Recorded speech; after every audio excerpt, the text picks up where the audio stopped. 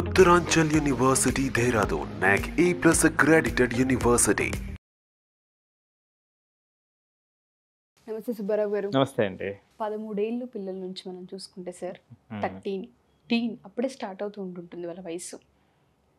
ఎందుకు ఆకర్షణకి గురి అవుతున్నారో అర్థం కాదు. పేరెంట్స్ యొక్క పేరెంటింగ్లో ఏమన్నా లోపం కనిపిస్తూ ఉంటుందా, లేదు అంటే సమాజంలో జరిగే మార్పులు వాళ్ళని అంటే ఆ విధంగా వెళ్ళేలా పయనించేలా చేస్తూ ఉంటాయో అర్థం కాదు. కానీ చిన్న వయసులోనే జీవితాలని స్పాయిల్ చేసుకునే ఎన్నో కథల గురించి మనం మాట్లాడడం చూసాం. పేరెంట్స్కి అవేర్నెస్ క్రియేట్ చేయాలి, దీనిపైన వాళ్ళు కొన్ని బౌండరీస్ సెట్ చేయాలి, పిల్లలకి తెలియజేయాలి అంటే ఏ విధంగా అంటారు? చాలా అవసరమైనటువంటి ప్రశ్న అండి ఇది. ఎందుకంటే కొన్ని విషయాల్లో అనవసర గోప్యత పాటిస్తాం మనం. మీరు అన్నారు 13 సంవత్సరాలు వచ్చేటప్పటికి ఆ రకమైనటువంటి ఆలోచనలు మొదలవుతాయి కొన్ని కారణాల వల్ల.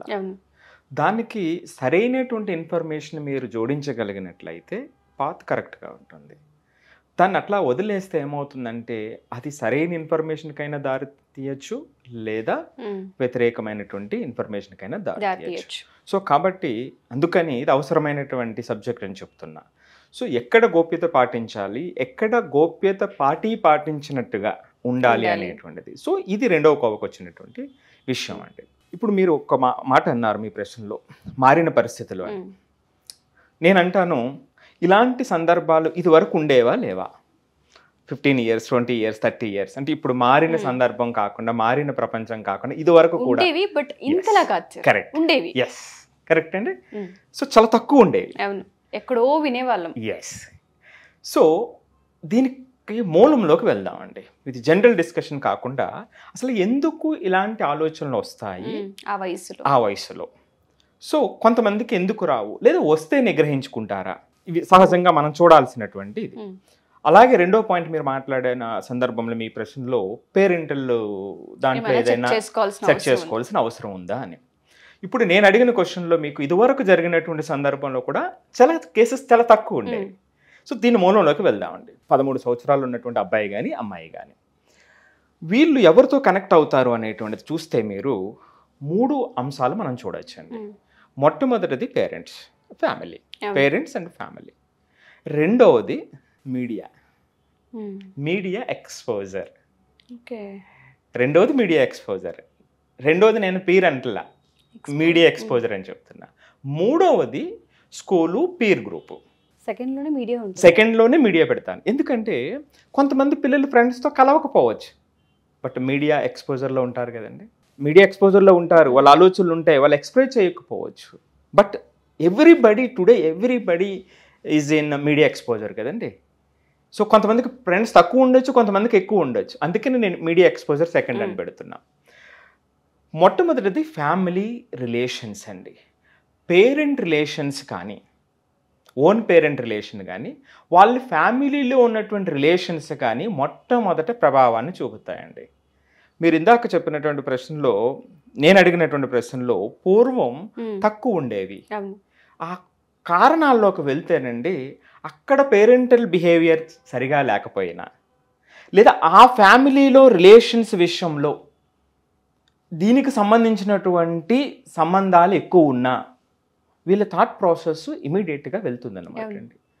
సో కొంతమంది ఏమవుతుందంటే అండి, పేరెంట్స్లో ఎవరో ఒకరు ఒకరు లేకపోవటం. ఆ సందర్భం, ఇప్పుడు తల్లి లేదు, తండ్రి ఉన్నాడు, ఆ తండ్రి ప్రవర్తన ఇన్ఫ్లుయెన్స్ చేయొచ్చు. లేదు, వాళ్ళు ఉండి ఈ పిల్లలకి సరైన సపోర్ట్ లేనప్పుడు వీళ్ళు అంటే ఆ సపోర్ట్ లేనటువంటి వాతావరణంలో ఉన్నటువంటి పెరిగినటువంటి పిల్లలు దేనికైనా అట్రాక్ట్ అవ్వడానికి ఎక్కువ అవకాశం ఉంటుంది. సో అలాంటి వాళ్ళలో కొంతమంది ఆ గ్రూప్లో ఉండేవారండి ఇదివరకు. అదొక కారణం. అంటే మొట్టమొదటిగా పేరెంట్స్, ఫ్యామిలీ రిలేషన్స్లో ఇలాంటి వాతావరణం కనిపిస్తూ ఉంటే ఇది ఒక కారణం అండి. రెండవది అతి ముఖ్యమైనటువంటిది మీడియా ఎక్స్పోజర్ అండి. ఈ మీడియా ఎక్స్పోజర్లో టీవీ షోస్ కానివ్వండి, మూవీస్ కానివ్వండి, అడ్వర్టైజ్మెంట్స్ కానివ్వండి, మీరు చూస్తే ఈ రోజున ప్రతిదీ కూడా ఓవర్ రొమాంటిసైజ్ అయిపోయింది. సో ప్రతిదీ కూడా దాని చుట్టూనే తిరుగుతూ ఉంది. అంతేకాకుండా ఇప్పుడు మూవీస్లో దాన్ని ఎగ్జాగరేట్ చేయటానికి సో గోరింతలు కొండింతలు చేయటానికి లేదా అక్కడ ఆ మూవీకి సంబంధించినటువంటి వాళ్ళ రూల్స్ ప్రకారం దీన్ని రొమాంటిసైజ్ మించిన మోతాదుకి చేస్తారు. అంటే అన్రియలిస్టిక్గా జరుగుతుంది. సో ఈ అన్రియలిస్టిక్గా జరుగుతున్నప్పుడు చిన్నపిల్లల్లో అలాంటి థాట్ ప్రాసెస్ బయలుదేరటమే కాదు, అది ట్రాన్స్ఫార్మ్ అయ్యేటువంటి అవకాశం ఉంటుంది. మీరు ఎంతవరకు ఒప్పుకుంటారు? Agree sir. ఎందుకు అంటే అది కరెక్ట్ వయసు, అది ఏది చూస్తే అది వెంటనే దానికి అట్రాక్ట్ అవుతుండే వయసు. దాని గురించి ఇంకా ఏం డెప్త్గా కూడా మనకు ఏం తెలియదు పిల్లలకి. ఇదే కరెక్ట్ ఏమో, ఇలానే ఉండాలేమో, ఒక్కసారి ట్రై చేద్దామన్న మోడ్లో ఎప్పుడు మైండ్ ఉంటుంటుంది, కోరిక ఉంటుంది. దీనికి అగ్నికి ఆజ్యం పోసినట్టే సార్. దానికి తోడుగా సెలబ్రిటీస్ ఉంటారండి. సెలబ్రిటీస్ వాళ్ళ పాత్ర ఎంత ప్రధానమైనటువంటిది సమాజంలో ఎవరికి చెప్పవలసినటువంటి అవసరం లేదు. వాళ్ళ ఇంటర్వ్యూస్లో కొంతమంది చెప్తా ఉంటారు, నాకు స్కూల్ క్రష్ అంటారు.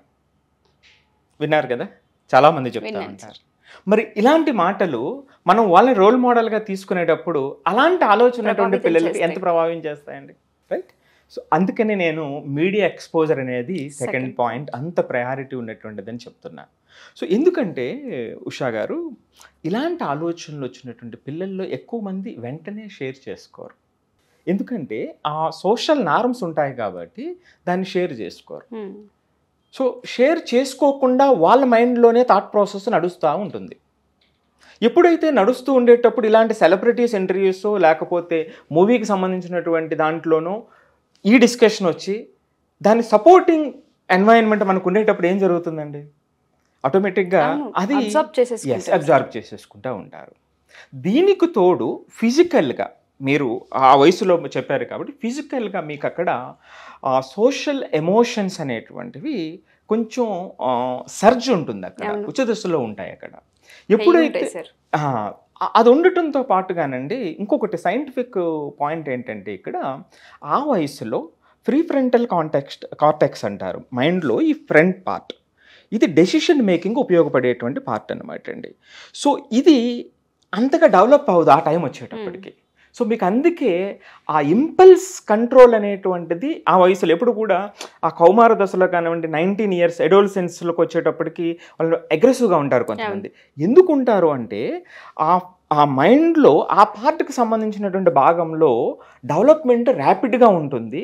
ప్రీఫ్రంటల్ కార్టెక్స్లో డెవలప్మెంట్ తక్కువ ఉంటుంది. అంటే ప్రీఫ్రంటల్ కార్టెక్స్ అంటే డెసిషన్ మేకింగ్ చేసేటువంటిది, ఎమోషనల్ కంట్రోల్ చేసేటువంటి పార్ట్ అనమాట అండి బ్రెయిన్లో. అది ఆ డెవలప్మెంట్ ఆ ఏజ్లో అంతగా జరిగి ఉండదు. మీకు అందుకే 25 years వచ్చిన తర్వాత 30 years వచ్చిన తర్వాత వీడు స్టెబిలైజ్ అయ్యాడు, పెరిగితే మార్పు వస్తుంది, బాధ్యత వస్తుందని చెప్తారు కదా. ఇది సైన్స్ అనమాట అండి, సైకాలజీ సైన్స్ చెప్పేటువంటిది ఇది. సో దీనికి తోడు అంటే వీళ్ళతో పాటు ఇవి కూడా అంటే ఫిజికల్గా కూడా ఉన్నటువంటివి తోడవటం వల్ల రెండూ కూడా అంటే అలాంటి వాతావరణాన్ని సపోర్ట్ ఎన్వైరన్మెంట్ ఉంటే అంటే ఫ్యామిలీ పరంగా కానీ. సో పేరెంట్స్ అట్లాంటి రిలేషన్స్లో ఉన్నారనుకోండి ఎట్లా ఉంటుంది చెప్పండి. అది ఇంకా వర్ణనాతీతం సార్, చెప్పలేము ఇంకా దాని గురించి. ఎందుకంటే ఎడ్యుకేట్ చేయాల్సిన వాళ్ళే, దారి చూపించాల్సిన వాళ్ళే, రోల్ మోడల్గా ఉండాల్సిన వాళ్ళే పక్కదారులు పడుతూ ఉంటుంటే పిల్లలకి ఇంకేం నేర్పిస్తాం, ఏం చూపిస్తాం? ఈ రెండే ఈ రోజు పెరిగినాయి అని మీరే చెప్పారు. మీరు ఎంతవరకు ఒప్పుకుంటారు? ఎస్, ఈ రెండు కారణాలేనండి. 13 ఏళ్ల వయసులో పిల్లల బిహేవియర్ మారడానికి మేజర్గా పేరెంటల్లో వాళ్ళ బిహేవియర్ కావచ్చు, ఫ్యామిలీ రిలేషన్స్ కానివ్వండి, మీడియా ఎక్స్పోజర్ కానివ్వండి. ఇక మూడవది అండి పీర్ ప్రెషర్ అండి. సో ఎప్పుడు మనం చెప్తూ ఉంటాం పిల్లలకి ఎప్పుడు కూడా క్యూరియాసిటీ ఉంటుంది, అది న్యాచురల్ క్యూరియాసిటీ ఉంటుంది, ఎక్స్పెరిమెంటేషన్ ఉంటుంది. ఎప్పుడైతే ఈ రెండూ తోడయ్యి సో అలాంటి గ్రూప్ కూడా వాళ్ళకి కలిసారో, సో మీరు చూస్తే ఫ్రెండ్స్ గ్రూప్లో కూడా ఇప్పుడు సపోజ్ ఒక 30 members క్లాస్లో ఉన్నారనుకోండి, ఇలాంటి వాళ్ళు ఒకళ్ళే ఇద్దరు ఉంటారు. సో దీన్నే మిగిలిన వాళ్ళందరికీ షేర్ చేసుకుంటూ ఉంటారు, దీన్నే పెద్దగా డిస్కషన్ చేస్తూ ఉంటారు.